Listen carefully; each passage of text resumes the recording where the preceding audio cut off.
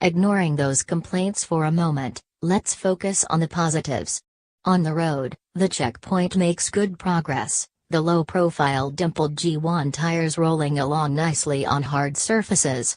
Road rides can be conducted at a speed not far off what you'd manage on a slick tired endurance bike. The carbon frame ensures a high level of responsiveness, the geometry provides good high-speed stability, and the steering is lively enough to be a fun ride through the twists and turns.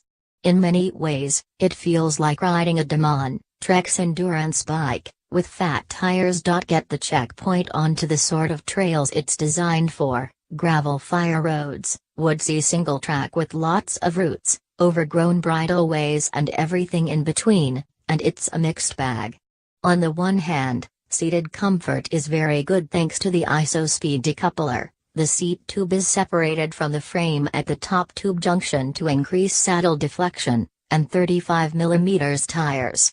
But the lack of a front ISO-speed, as found on Trek's newest Demon, means the front is hard and unforgiving in comparison to the buttery smooth rear end.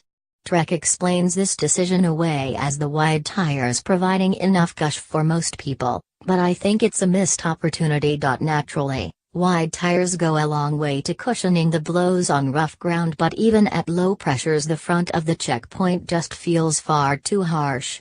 On long fire road rides with all the holes, dips and ripples you'd expect of an unmanicured track, the Checkpoint's stiff front end becomes tedious and tiresome.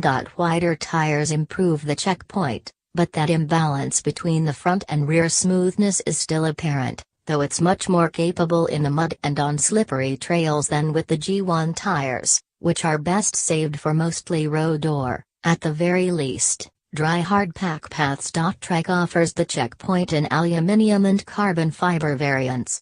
This range-topping SL6 model is made from OCLV 500 series carbon fiber, with a size 56 cm weighing a claimed 1,240 grams, and 470 grams for the fork. On the scales, the entire bike weighs 8.97 kilograms. Versatility has clearly been a big focus for Trek, with the Checkpoint frame and fork adorned with all manner of extra mounts of multiple water bottles, racks, mudguards and lunchboxes. The Checkpoint just doesn't cut it. It does get a lot right, if you want a bike that is comfortable and provides space for wide tires for mostly road riding, with lots of versatility whether for winter training and commuting or touring and bike packing, the Trek is a good choice.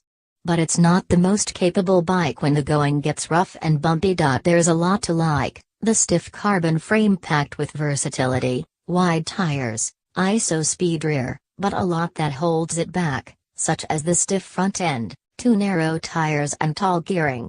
And that makes it hard for me to honestly recommend the Checkpoint.